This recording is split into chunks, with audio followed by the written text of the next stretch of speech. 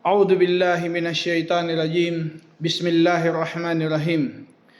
الحمد لله الذي هدانا لهذا وما كنا لنهتدي لولا أن هدانا الله، والصلاة والسلام على أشرف الأنبياء والمرسلين نبينا محمد وعلى آله وأصحابه أجمعين. أما بعد، السلام عليكم ورحمة الله وبركاته. Waalaikumsalam warahmatullahi wabarakatuh. Ang lahat ng papuri, pasalamat ay tanging sa Allah subhanahu wa ta'ala lamang, na siyang naggabay sa atin, na hindi tayo nagabayan kung hindi niya tayo ginabayan. At tayo'y nagpuri sa Propeta Muhammad, nagpugay sa Propeta Muhammad, sumakanya nawa ang kapayapaan at pagpapala ng Allah. Ganun pa man, mga kapatid sa pananampalatayang Islam, na sa ating relihiyong Islam, na kung saan alam natin na ito ay napakahalaga. Napakahalaga na kung saan merong binanggit sa ating relihiyong Islam na mahalagang 5 bagay, ang tinatawag na daruriyatul khams, na kung saan ito ang hifduddin. Una, sa pag-iingat sa relihiyon. Ikalawa, al-aql, pag-iisip. Ikatlo, an-nafs, ang sarili.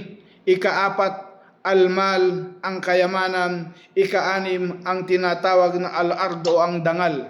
Kaya ganun mga kapatid, sa pananampalatayang Islam, 5 bagay na mahalaga sa ating relihiyong Islam, na kung saan na ipinababatid sa atin na ang layunin ng ating relihiyong Islam ay kailangan upang makamit ang mga interest ng mga alipin ng Allah subhanahu wa ta'ala sa mundong ito at sa kabilang buhay. Kaya mga kapatid sa pananampalataya, na kung saan dito makita natin na ito yung 5, na kung saan 5 mahalagang bagay sa ating relihiyong Islam, na ito yung binanggit na layunin na kinakailangan upang makamit ang mga interest ng mga alipin ng Allah sa mundong ito at sa kabilang buhay. Pagsisikap sa mga gawain na ating pinagtutuunan ng pansin dahil sa takot natin sa Allah, na makaligtaan natin ito, na alam natin na pananagutan pagdating sa kabilang buhay. Ganun pa man, sa pagkawala nito, ang mga layuning ito ay hindi makakamit, at ang pag-iingat nito ay isa sa mga dahilan para maitwid ang mga interest sa mundo at sa mga tao, at ang pag-ingat nito ay sa pamagitan ng pagtatatag ng mga haligi, pagtatatag ng mga haligi nito at pag-alis ng anumang depekto na pangyayari o inaasahang mangyayari. Kaya mga kapatid sa pananampalatayang Islam, ang ating relihiyong Islam, na kung saan alam natin na ito'y biyaya sa atin, na kaya tayo mismo panghahawakan natin ito, na pang-iingatan natin kung papaano natin magampanan ang ating relihiyong Islam, kung papaano natin ito maisapamuhay, sapagkat dahil na kung saan sa pagsisikap ng mga ulama ay nabuo ang 5 mahalagang bagay sa ating relihiyong Islam, na merong tanda ng katiyakan at pagsusuri, na walang pagsasalungat sa pagitan ng mga scholar tungkol diyan, na kung saan ito ang 5 mahalagang bagay sa Islam. 5 mahalagang bagay sa ating relihiyong Islam na tinatawag na daruriyatul khams. Daruriyatul khams, na kung saan ito yung 5 mahalagang bagay sa ating relihiyong Islam. Una, ang tinatawag natin na hifduddin, sa pag-iingat sa ating relihiyong Islam. Pag-iingat sa ating relihiyong Islam. Ikalawa, ang tinatawag na al-aql, na yung pag-iisip. Ikatlo, yung tinatawag natin na an-nafs o yung sarili. Ikalima, ang al-mal, ang kayamanan, at ikalima, yung tinatawag natin na al-ard o yung dangal. Kaya ganun mga kapatid sa pananampalataya, na andito ang tinatawag na ang istikra. istikrao sa pamagitan ng pagsusulit. Ibig sabihin ay pagtingin sa pagnininilay-nilay sa mga teksto at ebidensya at pagsasaliksik mula sa mga batas ng Sharia at mga pagpapasya nito upang mapatunayan ang mga ito. So dito mga kapatid, sa pananampalatayang Islam, na pinapahiwatig sa talata ang prinsipyo na ito na kung saan sinabi ng Allah subhanahu wa ta'ala sa banal na Quran, "Qul ta'alu atlu ma harrama rabbukum alaykum ala tusriku bihi syai'an wa birwalidaini ihsana wa la taqtulu awladakum min imlaq nahnu narzuqukum wa iyyakum wa la taqrabu fahishata ma dahara minha wa ma batan wa la taqtulun nafsal lati harramallahu illa bil haqq dalikum wassakum bihi la'allakum ta'qilun."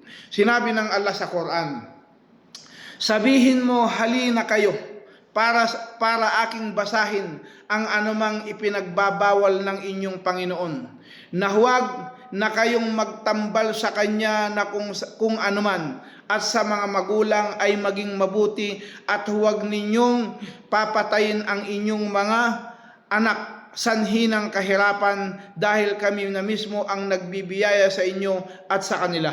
At huwag kayong lalapit sa mga kalaswaan na nakalantad at nakatago, at huwag kayong papatay ng tao na yaong ipinagbawal ng Allah maliban kung merong karapatan. Iyan ang ipinayo sa inyo, baka sakali kayo'y makaunawa." Prinsipyo na kung saan na pinahiwatig sa atin ng Allah subhanahu wa ta'ala, na ipinabatid sa atin ng propeta sallallahu alaihi wasallam, na kung saan ito yung panghahawakan ng tao na kung saan mga kautusan ng Allah subhanahu wa ta'ala, pinabatid, inilinaw sa atin ang mga kataga na kung saan bilang panuntunan ng ating pamuhay na panghahawakan natin sa ating pamumuhay para kalugdan tayo ng Allah subhanahu wa ta'ala. Pinapahiwatig sa talata ang prinsipyo na ito, na kung saan sinabi ng Allah sa banal na Quran, "Wala taqrabu malal yatim illa billati hi ahsanu hatta yabluga ashaddahu wa awpul kayla wal mizan bil qisti wala nukallifu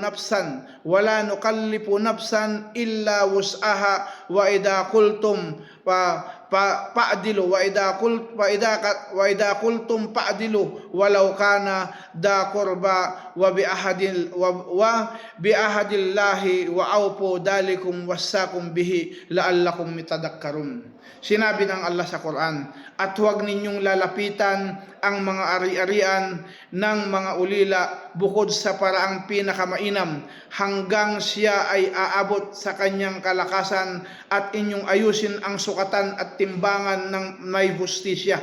Wala kaming itinalaga sa isang sarili kundi makakaya nito, at kapag magsalita kayo ay maging makatarungan. Kahit pa sa malalapit na kamag-anak, at sa kasunduan ng Allah ay inyong tutuparin. Sa kasunduan ng Allah ay inyong tutuparin, iyan ang kanyang ipinayo sa inyo, baka sakali kayo'y mapaalalahanan." Kaya makita natin, mga kapatid sa pananampalatayang Islam, ang aya na binanggit natin na kung saan salita ng Allah, ito ay mga batas ng Allah na merong hayag na kadahilanan minsan, at minsan rin ay nakatago. Kaya ang ating relihiyong Islam ay nag-uutos sa atin na kung saan pakabutihan para masuong natin yung mga bagay na naaayon sa kaluguran ng Allah subhanahu wa ta'ala, at hindi tayo mabilang sa kamumuhian ng Allah subhanahu wa ta'ala. Ang mga prinsipyong ito ay merong mga kadahilanan na kung saan meron itong hikmah na dahilan kung ito'y isasagawa ng alipin ng Allah subhanahu wa ta'ala, pinabatid ng mensahero ng Allah subhanahu wa ta'ala, babala ng mensahero ng Allah subhanahu wa ta'ala, mga katwiran na kung saan nakatwiran na dahilan kung bakit ang tao ay magtatagumpay dito sa mundo at saka sa kabilang buhay. Sinabi ng Allah sa banal na Quran, rusulan mubashirin wa mundirin li'alla yakuna linnasi 'ala Allahi hujjatu ba'da rusuli wa kana Allahu azizan hakima. Sinabi ng Allah sa Quran, mga mensahero, tagapagbalita ng magaganda at tagapagbabala upang hindi magkaroon para sa mga tao ng pangangatwiran laban sa Allah at pagkatapos ng mga mensahero. At ang Allah ang makapangyarihan na marunong. Kaya dito mga kapatid sa pananampalataya, ang Allah subhanahu wa ta'ala ay ginanap niya ang relihiyong Islam. Nagpadala siya ng mga mensahero, nagpadala siya ng tagapagpaalala, pinabalaanan niya ang mga tao na kung saan dito para pagdating sa kabilang buhay ay walang maipapangatwiran ang alipin ng Allah, wala siyang maidadahilan na kung siya ba ay sumuway sa Allah, kung siya ba ay nakalimot sa Allah, kung siya ba ay nagmalaki sa Allah subhanahu wa ta'ala pagkatapos ng mensahero, mensahe na kung saan pinarating sa umma ng Allah, pinarating sa umma ng propeta Muhammad sallallahu alaihi wasallam, malinaw na mensahe, malinaw na kung saan mensahe na kung saan singliwanag pa ng maputi na binanggit ng propeta sallallahu alaihi wasallam, iniwan ko kayo sa maliwanag. Sinabi ng propeta, taraktukum ala mahajjatil bayda. Iniwan niya tayo sa maliwanag, malinaw na puti na kung saan dito naganap ang ating relihiyong Islam. Kumpleto na ang atin na lang gagawin ay atin itong panghahawakan at atin itong isa sa pamuhay. Kaya mga kapatid sa pananampalatayang Islam, na ang maqasid syar'iyya, mga nilalayon ng batas ng ating relihiyong Islam, ang pag-iingat sa relihiyong Islam. Nauna, ito ang binanggit na kung saan pag-iingat sa relihiyong Islam, pagsasakatuparan sa mga haligi ng pagsamba at pagsasagawa nito, at huwag maging pabaya at tanggihan ang lahat ng mga bagay na sumasalungat sa ating relihiyong Islam, mga bagay na ipinagbabawal ng ating relihiyong Islam. Sapagkat ang isang alipin ng Allah subhanahu wa ta'ala, ito kung kanya itong nasunod, na alam natin na kung saan magiging matiwasay ang kanyang pamumuhay, kaya umiwas kayo sa pagtatambal, sa kupor at mga bid'ah. Ito ang inutos sa atin ng ating relihiyong Islam, na umiwas tayo sa pagtatambal at kupor at mga bid'ah, sapagkat kaya iniingatan ang ating paniniwala at mga sagradong bagay o lugar, na kung saan ito yung minimithi na inaasam-asam ng alipin ng malampalataya sa sagradong bagay o sa sagradong lugar na kung saan ating iniingatan. Andito ang banal na Quran, mga lugar na kung saan minimithi natin na binanggit ng propeta Muhammad sallallahu alaihi wasallam, la tushaddu rihal illa bitsalata masajid. Na ito yung sagradong lugar na kung saan ang Makkah, Madina at ang Baitul Maqdis.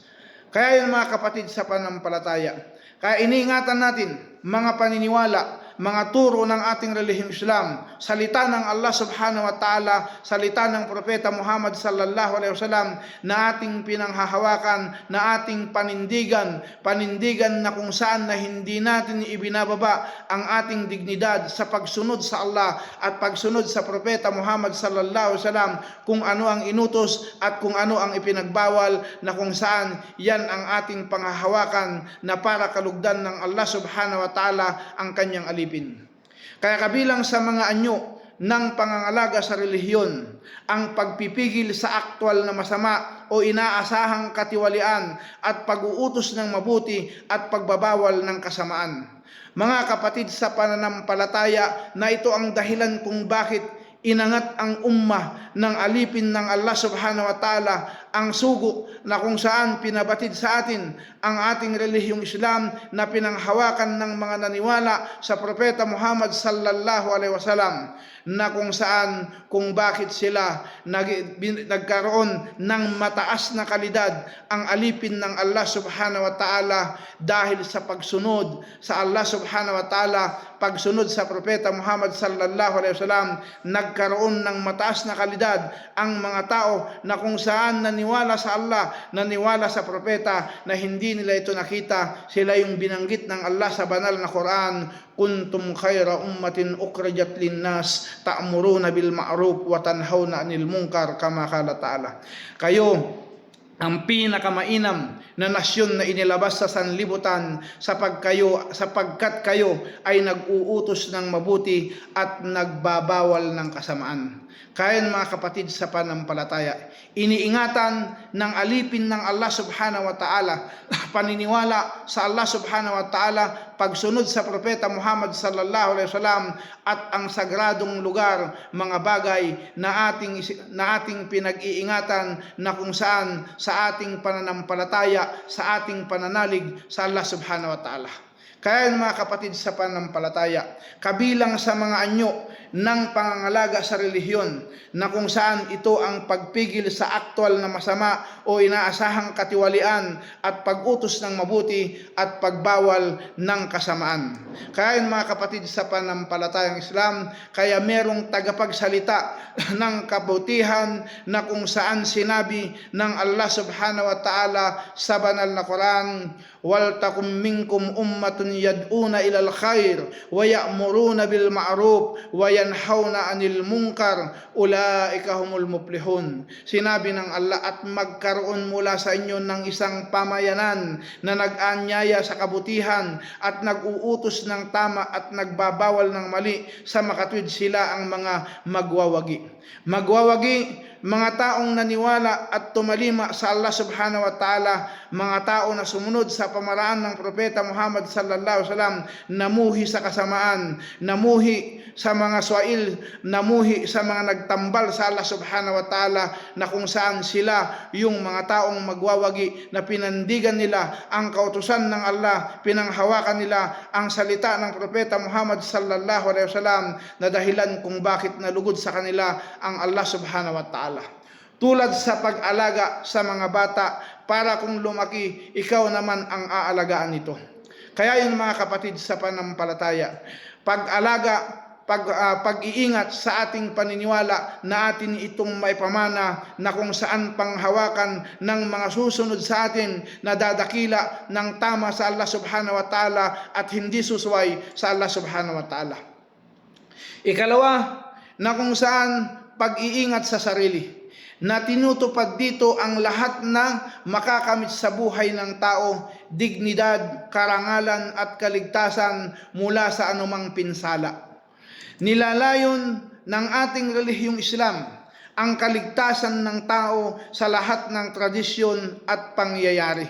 Kaya ito ay kinakailangan para mailigtas sa mundo at sa kabilang buhay. Ito ay kinakailangan ng isang tao na kung saan ang nilalayon ng ating relihiyong Islam, kaligtasan ng tao sa lahat ng tradisyon at pangyayari, tradisyon na kung saan umaayon sa kaluguran ng Allah subhanahu wa ta'ala, tradisyon na gawain na sumusunod sa sunna ng propeta sallallahu alaihi wasallam, at mga pangyayari na kung saan na malulugod ang Allah subhanahu wa ta'ala sa isang alipin kung kanyang isinasagawa o sinusunod ang mga kautusan at pinanghahawakan niya ang ating relihiyong Islam. Kaya mga kapatid sa pananampalataya, ito ay kinakailangang layunin na kung saan para maligtas sa mundo at sa kabilang buhay, na alam natin ang mundo ay punong-puno ng fitna, na kung saan ang tao na kinakailangan panghawakan niya ang kanyang sarili, na mag-ingat siya, umiwas siya sa mga pinagbawal ng Allah at umiwas siya sa mga gawaing pagtatambal sa Allah subhanahu wa ta'ala at sambahin niya ng ganap ang Allah subhanahu wa ta'ala. Pag-iingat sa sarili, pagdakila, pagsunod sa Allah subhanahu wa ta'ala at gawaing kalugod-lugod sa Allah subhanahu wa ta'ala. Sapagkat ang isang tao, kung hindi siya mag-iingat sa sarili, na kung saan hindi niya ingatan ang kanyang sarili sa pamagitan na iayon niya ang kanyang buhay sa relihiyong Islam, dahil masasangkot siya sa kasalanan. Inulat ni Abdullah radhiyallahu anhu na sinabi ng mensahero ng Allah subhanahu wa ta'ala, kala Rasul sallallahu alaihi wasallam, la tuqtalu nafsud dulman illa ma kana ala ibnu Adam آدم الأولى أول كفل من دامها لأنه أول من سن القتل. Kaya yan mga kapatid sa panampalataya na inulat ng propeta sallallahu alaihi wasallam, walang napatay na tao sanhin ng pang-aapi maliban na merong pananagutan ang naunang anak ni Adam, si Kabil, mula sa dugo nito sapagkat siya ang sadyang unang nagpauso ng pagpatay, isinalaysay ni Bukhari. Kaya yun mga kapatid sa panampalatayang Islam, dahil masasangkot sa kasalanan. Kaya inulat ni Abu Hurairah radhiyallahu anhu, anna Nabi sallallahu alaihi wasallam kala ijtanibu sab'a mawabikat. Qalu ya Rasulullah wa ma hunna, qala asyirku billah was-sihr wa qatlun nafs allati harrama Allahu illa bil haqq wa aklur riba wa aklul mal al yatim wa tawalla yaumul zuhfi wa qadpul muhsanatin wal mu'minatin wal gafilat. Kama qala Nabi sallallahu alaihi wasallam. Sinulat ni Abu Hurairah radhiyallahu anhu na sinabi ng propeta Muhammad sallallahu alaihi wasallam, layuan ninyo ang 7 makakapagpahamak. Kanilang sinabi, o mensahero ng Allah, ano po ang mga yon? Sinabi niya, ang pagtatambal sa Allah at ang mahika at pagpatay sa sarili na ipinagbabawal naman ng Allah, maliban kung may karapatan, at pagkain ng patubo at pagkain ng yaman ng ulila at pagtakas sa araw ng sagupaan at pagbibintang sa malinis na mananampalatayang babae na walang kamalay-malay, isinalaysay ni Bukhari at Muslim. Kaya yun mga kapatid sa pananampalataya, kaya sa ating relihiyong Islam na kung saan inutos sa atin ang pag-iingat sa sarili, kaya pinagbawal ang pagpapatiwakal. Kaya mga kapatid sa pananampalatayang Islam na inulat ni Abu Hurairah radhiyallahu anhu na sinabi ng propeta sallallahu alaihi wasallam, sabi niya, man taradda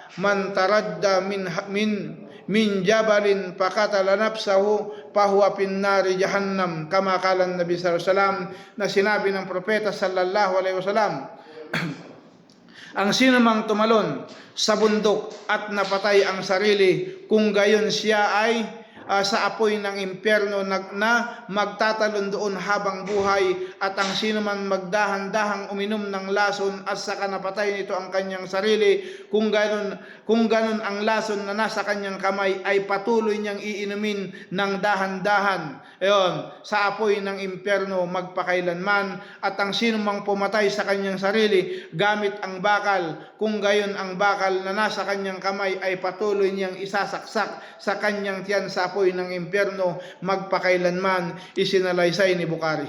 Kaya dito mga kapatid sa pananampalataya ng ating relihiyong Islam, na kung saan alam natin na haligi ng ating pananampalataya ay ang pagtanggap sa mga tadhana na sa kaluhuran ng Allah subhanahu wa ta'ala, na kinakailangan malugod ang isang alipin ng Allah subhanahu wa ta'ala. Kaya dito makita natin na kung saan, kung anuman ang kalagayan ng isang mananampalataya, anuman ang kanyang sitwasyon, na ito yung sinabi ng propeta Muhammad sallallahu alaihi wasallam, ajaban li amrin mu'min kullu lahu khair, kama qala Nabi sallallahu alaihi wasallam, kapanghamangha ang mangyayari sa isang alipin at ang lahat ng nangyayari sa kanya ay kabutihan. Kung may nangyayari sa kanyang na pagsubok, siya ay nagtitiis dito, at kung may nangyari sa kanya na kabutihan, siya ay nagpapasalamat dito, kama qala Nabi sallallahu alaihi wasallam.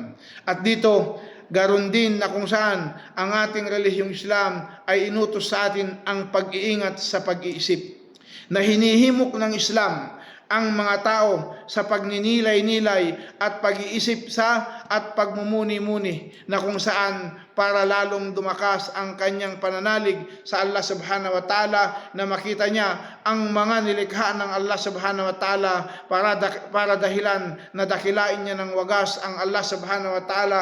Kaya hindi inaanyaya na maging mangmang at walang nalalaman sa mundo sa paniniwala. Kaya inutos sa ating relihiyong Islam na tayo manaliksik ng kaalaman, mag-aral sa ating relihiyong Islam na para ito'y maging magsilbing pundasyon sa pang-araw-araw nating pamumuhay, na para tayo maging matatag sa mundong sinusuong natin, sa mundong ibabaw na punong-puno ng pagsubok. Kaya hindi inaanyaya na maging mangmang at walang nalalaman sa mundo at sa paniniwala. Kaya inulat ni Anas radhiyallahu anhu na sinabi ng mensahero ng Allah subhanahu wa ta'ala, talabul ilm faridatun ala kulli muslimin wa wadi'ul ilmi inda ghairi ahlihi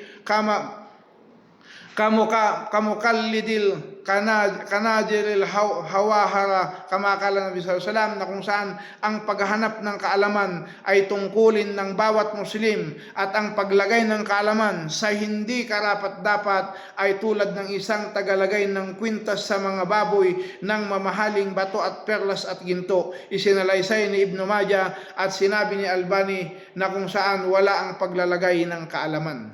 Bawal ang mga makakalasong kaalaman, lalo na ang pamahiin at kabaliwan, mga paniniwala na kung saan na hindi sinang-ayunan ng ating relihiyong Islam, mga tradisyon, mga paniniwala, mga pamahiin na hindi sinasang-ayunan ng ating relihiyong Islam. At kaya pinagbawal sa Islam, at ganun din na kung saan pinagbawal sa ating relihiyong Islam ang droga o mga bagay na nakakasira ng utak.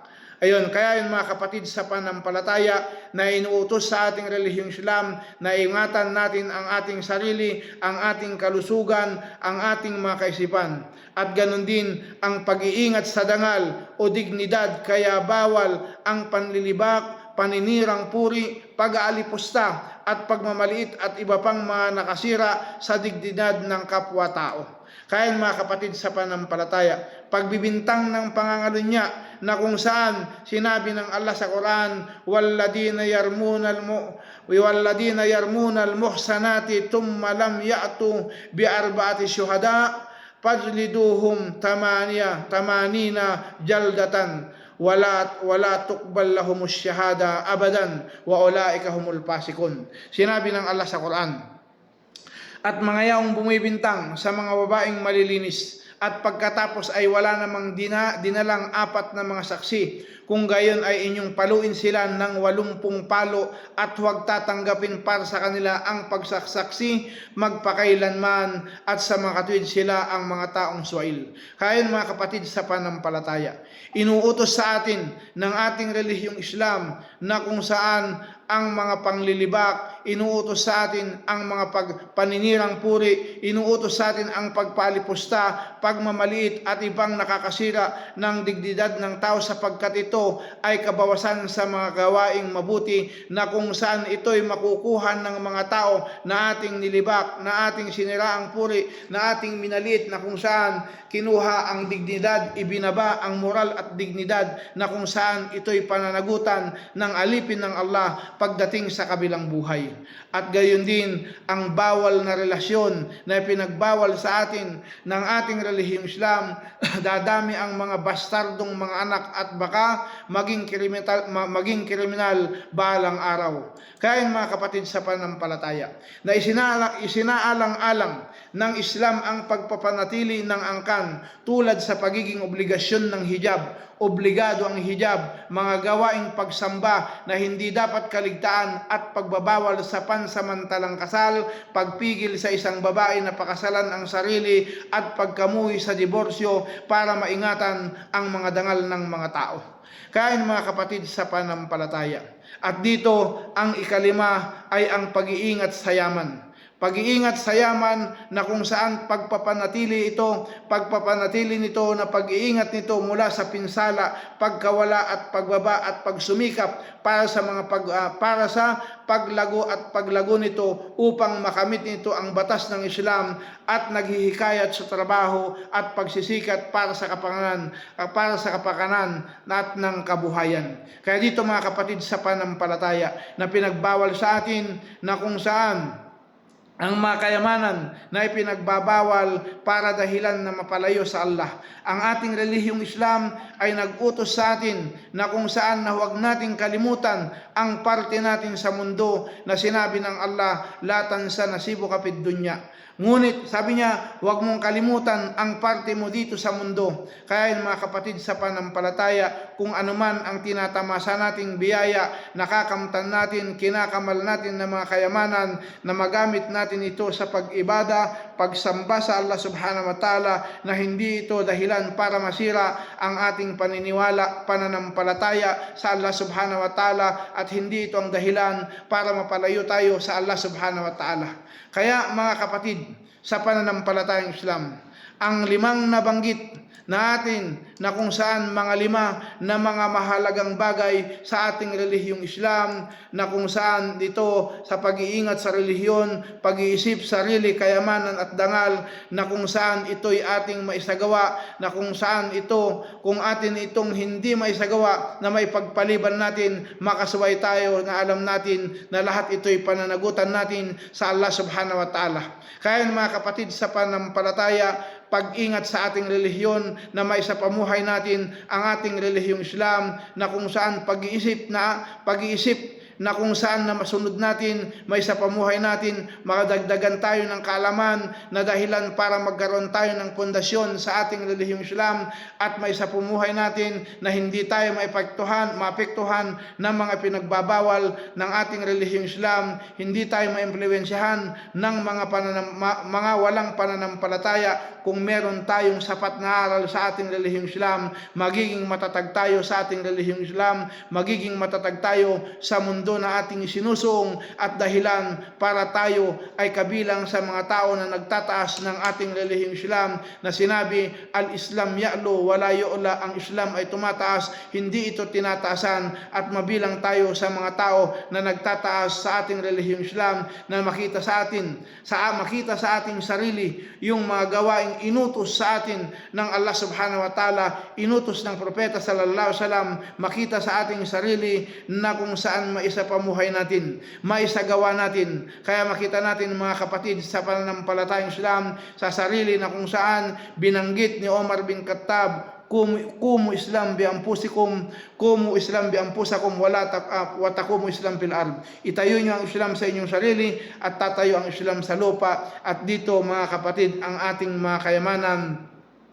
na ingatan natin ito, na hindi natin ito maaksaya sa mga bagay na walang pakundangan, bagkus magamit natin sa ating relihiyong Islam na dahilan nakalugdan ka ng Allah subhanahu wa ta'ala, at malugod sa iyo, papasukin ka ng Allah sa pinakamataas na antas ng paraiso ng Allah, sapagkat kung ikaw ay merong kayamanan, ay marami kang magagawang kabutihan sa ating relihiyong Islam, na kung saan ang 5 ay ang dangal, na kung saan ito ang ating dangal, ang ating relihiyong Islam. Magkaroon tayo ng dangal, dignidad na sinabi ng Allah sa Quran, walillahi izzatu walirasuli walil mu'minin, kama qala ta'ala, ng dangal na kung saan ay sa walillahi izzatu walirasuli, na kung saan sa Allah at sa kanyang sugo at sa kanyang mga kasamahan at sa mga matutuwid na mga mananampalataya. Kaya inshallah subhanahu wa ta'ala, napanghawakan natin ang 5 bagay na ito na dahilan para kalugdan tayo ng Allah dito sa mundo at sa kabilang buhay. Assalamualaikum warahmatullahi wabarakatuh. Waalaikumsalam warahmatullahi wabarakatuh. Waalaikumsalam warahmatullahi Assalamualaikum warahmatullahi wabarakatuh.